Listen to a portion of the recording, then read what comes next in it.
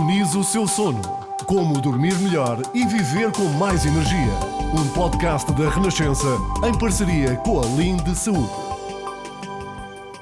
Bem-vindos ao Sintonize o seu sono, uma parceria da Renascença com a Linde Saúde para aprender a dormir melhor e a viver com mais energia. Hoje falamos de sono nas crianças e, claro, como melhorar também o sono dos pais, não é? Também é importante. Entre cestas, entre despertares, horários e adolescência, é fácil ficar confuso, por isso vamos pôr isto de uma forma simples e prática.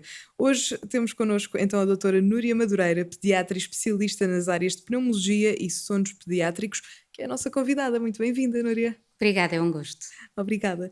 Núria, quando é que podemos dizer que uma criança dormiu o tempo necessário? Ou seja, contabilizamos o número de horas, a criança dormiu 9 horas, já está ok. É isto que importa? Não é isto que importa. E essa pergunta é uma pergunta muitíssimo frequente nas consultas. Doutora, quantas horas é que o meu filho precisa dormir?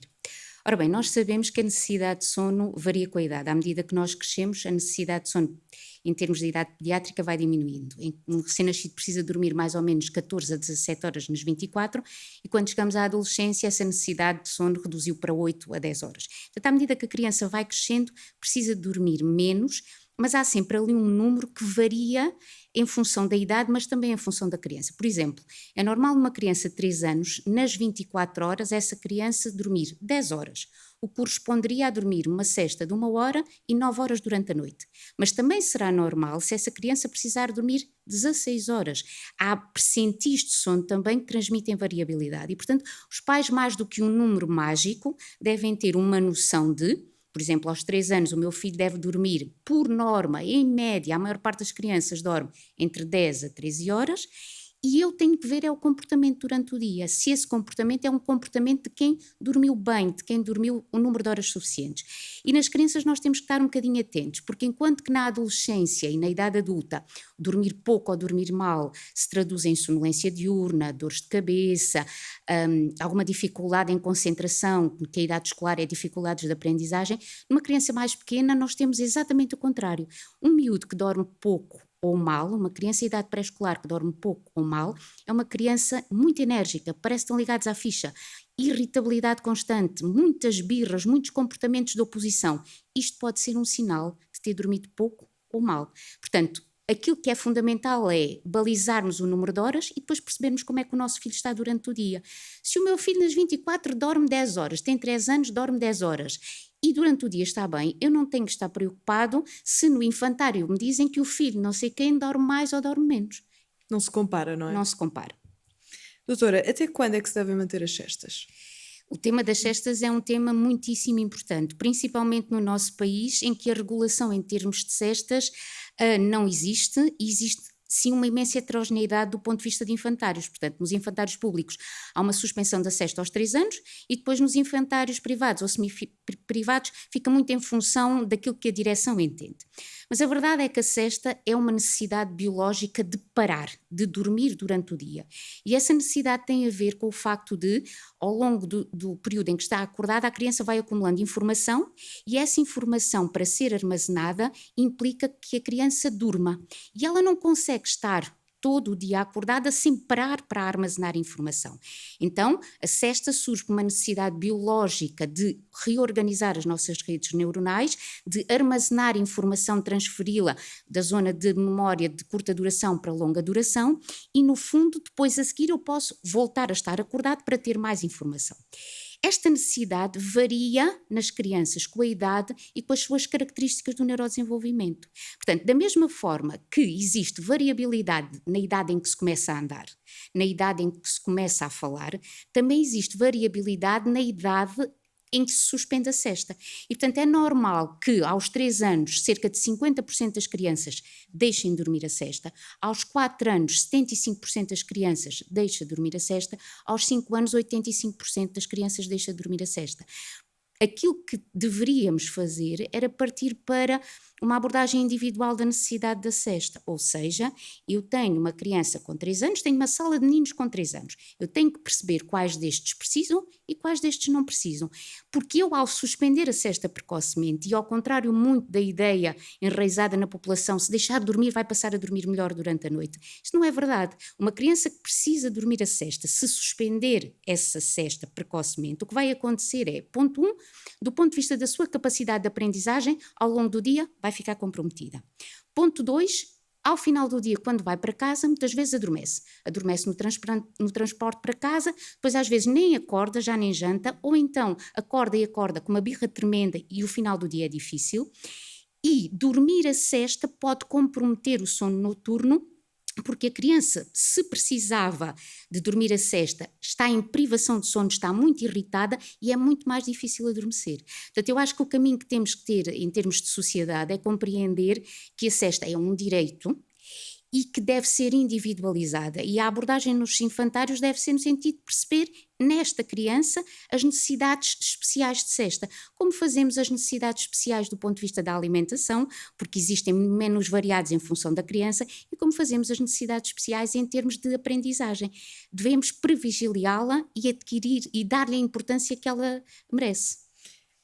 Sobre as cestas e ainda sobre como perceber se está a atrapalhar ou não a noite, há assim algum sinal evidente que devemos reconhecer e dizer, ok, agora já chega? A necessidade de sesta vai desaparecendo de forma gradual.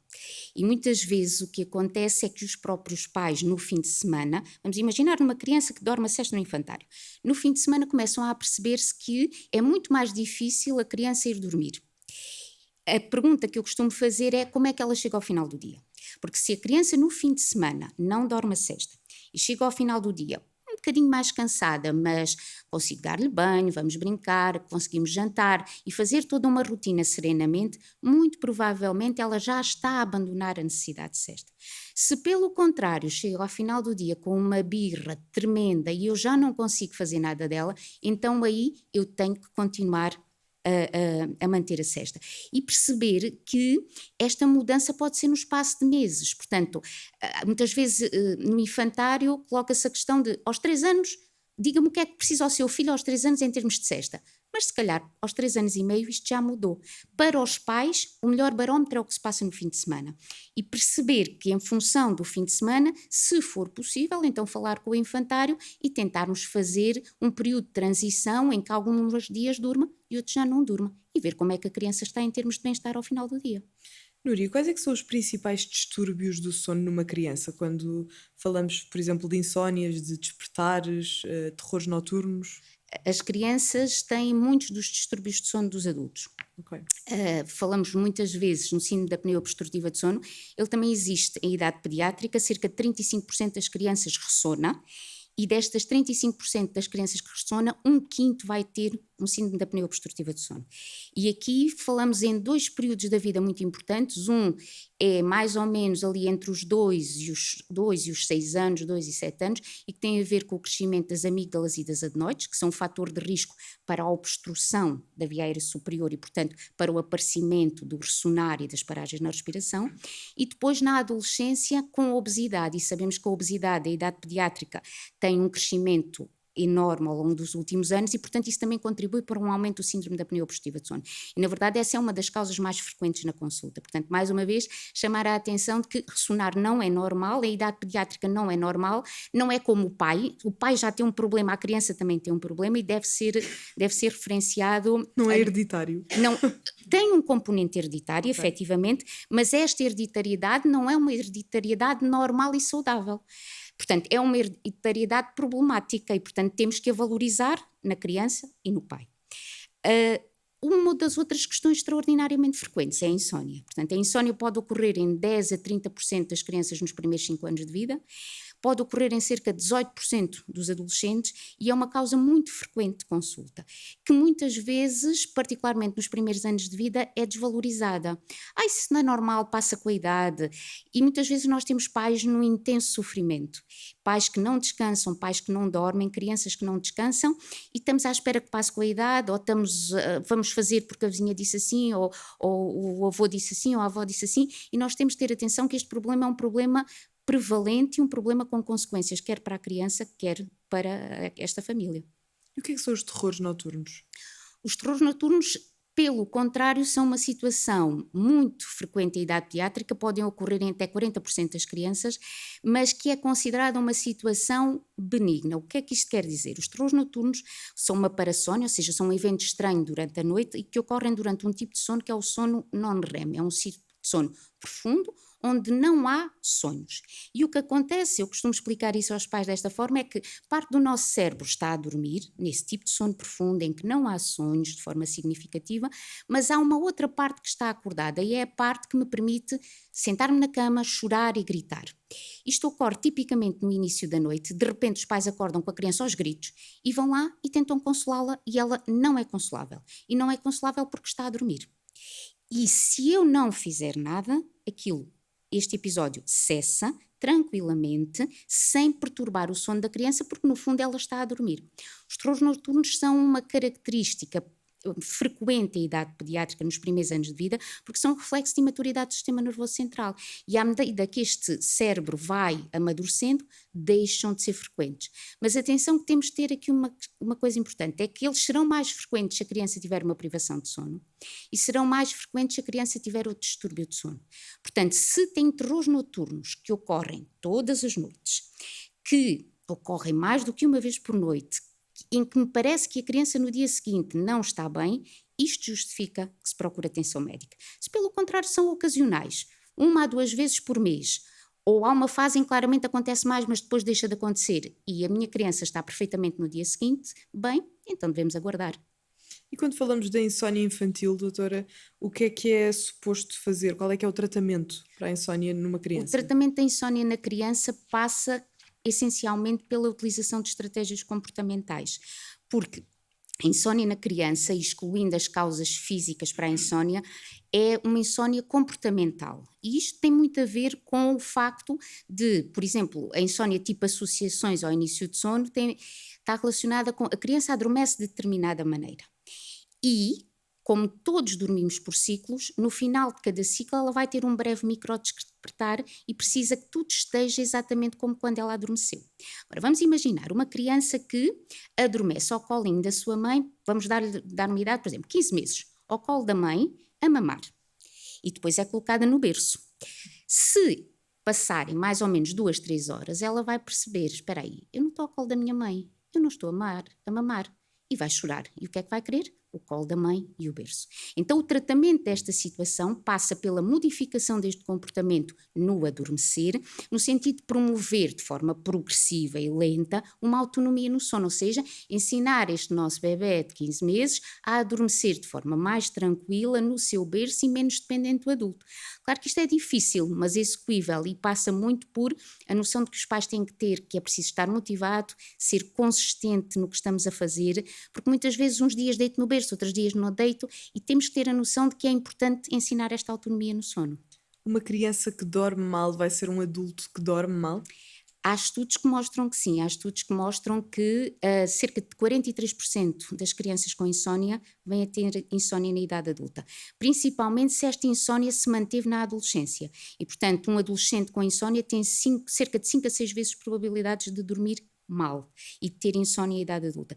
E isto tem a ver não só com mecanismos intrínsecos, muito provavelmente de toda a nossa regulação do sono, mas também com uma questão de, mais uma vez, como é que esta criança aprendeu a adormecer. Se aprendeu a adormecer dependente da sua mãe ou de uma série de coisas, depois vai ser necessária na adolescência provavelmente a música para relaxar, e depois a seguir à idade adulta vai ser necessário isto, aquilo e o outro, não aprendeu a desligar de forma autónoma, e muitas vezes com os hábitos, não é? Hábitos que se adquirem desde os primeiros anos de vida. E o sono influencia mesmo hormonas de crescimento e desenvolvimento? Sono é fundamental para uma série de mecanismos em todas as idades, e a idade pediátrica tem um papel importantíssimo do ponto de vista do nosso crescimento, porque é durante o sono non-REM que nós temos o pico de libertação da hormona de crescimento, mas também do ponto de vista do crescimento e desenvolvimento do sistema nervoso central. O cérebro cresce e desenvolve-se quando estamos a dormir, particularmente no sono REM.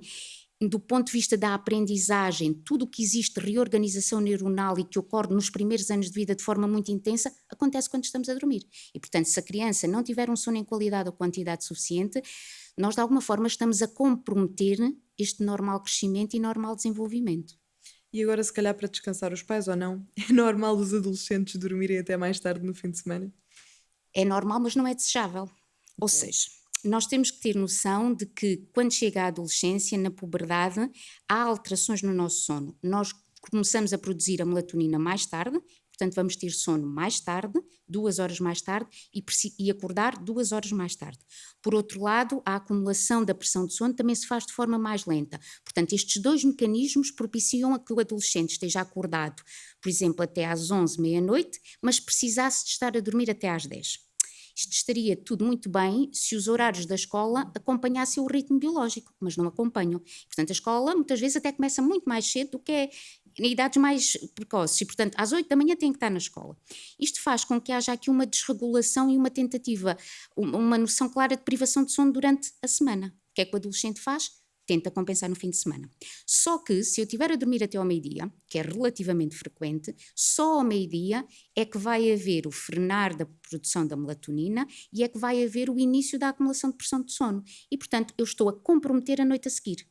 E por isso, muitas vezes, no domingo é o dia pior para o adolescente adormecer, porque já estragou tudo no fim de semana e é 1 da manhã e ele continua a sair dormir e amanhã tens que estar acordado às 7 da manhã. Portanto, começa o fim de semana privado de sono. Portanto, é normal o adolescente dormir até tarde, mas a partir das 9, 10 da manhã, nós temos que tentar que o adolescente acorde e que vá para a rua apanhar sol para ajudar a regular a sua produção de melatonina.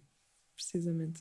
Núria, para terminar, a melhor dica para melhorar o sono das crianças e já agora o dos pais, se tiver algum segredo. Não tenho segredo, eu acho que há 2 coisas importantíssimas. Uma delas é a criação de bons hábitos de sono desde idades muito precoces. Nós, no fundo, temos que ter a noção de que é importantíssimo toda a questão de diminuir a luz, de diminuir o som, de criar um ambiente propício para dormir, de diminuir os estímulos, as brincadeiras e preparar tudo para dormir. Mas também acho que há uma outra coisa importantíssima e que nós temos que ter a noção, como pediatras, como pais, é que o exemplo vem de cima. E, portanto, eu não posso pedir ao meu adolescente, tu não levas o telemóvel para o quarto, se eu próprio o levar para o quarto. Eu não posso dizer, tens de ter horários regulares, se eu não os tiver. Eu não posso dizer, tu precisas de dormir estas horas, se eu não as dormir. E da mesma forma que nós temos que ensinar, pelo exemplo, uma série de coisas à idade pediátrica, o sono tem que ser ensinado pelo exemplo. E, portanto, começamos por nós dormirmos bem e ensinarmos os nossos filhos também a dormirem bem. Precisamente. Muito obrigada, Núria. Muito, gosto. muito obrigada. Quanto assim, já sabe, este foi mais um episódio do Sintoniza o Seu Sono, uma parceria da Renascença com a Lind Saúde para aprender a dormir melhor e a viver com mais energia. Sintonize o seu sono. Como dormir melhor e viver com mais energia. Um podcast da Renascença em parceria com a Lind Saúde.